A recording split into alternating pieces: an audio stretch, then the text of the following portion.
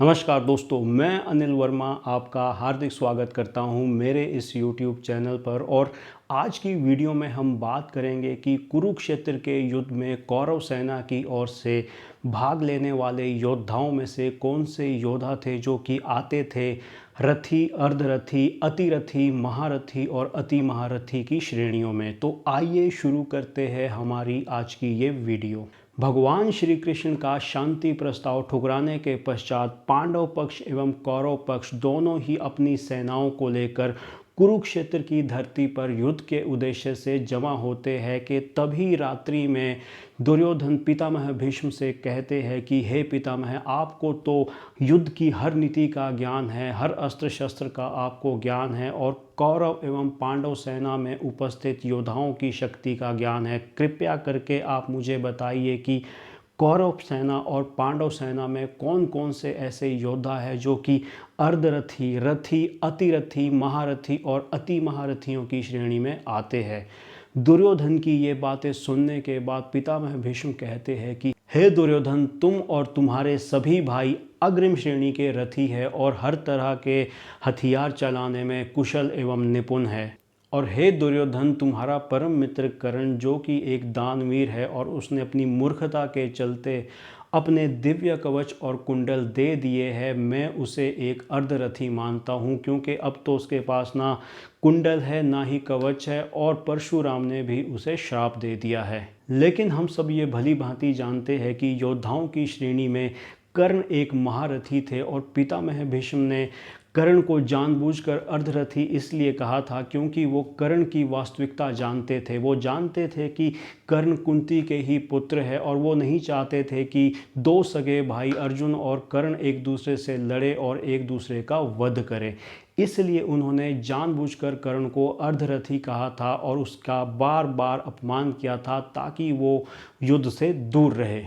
क्योंकि कर्ण एक महारथी श्रेणी के योद्धा थे, इसका वर्णन भगवान श्री कृष्ण ने जब अर्जुन और कर्ण के बीच युद्ध होना आरंभ हो रहा था तब उन्होंने कहा था कि हे अर्जुन, कर्ण एक महारथी श्रेणी के योद्धा है, तुम उनसे सावधानी के साथ युद्ध करो। भोज वंश में उत्पन्न कृतवर्मा योद्धाओं की श्रेणी में अतिरथी में गिने जाते हैं और वो एक अजय योद्धा है और दूर से ही अपने लक्ष्य को भेदने में सक्षम है। वो निश्चित रूप से ही पांडव सेना का संहार करेंगे। हे दुर्योधन, मदरराज शल्यराज मेरी नज़र में एक अतिरथी है। हालांकि ये बात अलग है कि वो हमेशा ही अपने आप को वसुदेव श्री कृष्ण से तुलना करते हैं। सिंधु राज जयद्रथ दो रथियों के समान है और उन्होंने भगवान शिव को प्रसन्न करके उनसे एक वरदान लिया है जो कि पांडव सेना को संहार करने के लिए उपयोगी साबित होगा। कंबोज नरेश सुदक्षिण भी एक रथी है और उसी तरह से अवंती के राजकुमार विंद और अनुविंद भी एक रथी है।